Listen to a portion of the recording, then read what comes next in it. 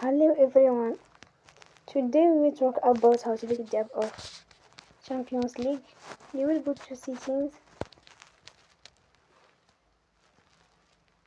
Then we click on apps.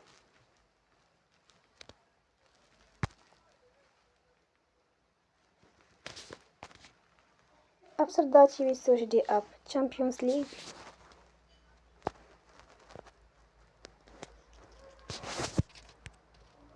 And you will click.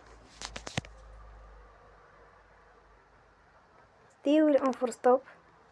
After that you will go to storage. You will click on clear cache.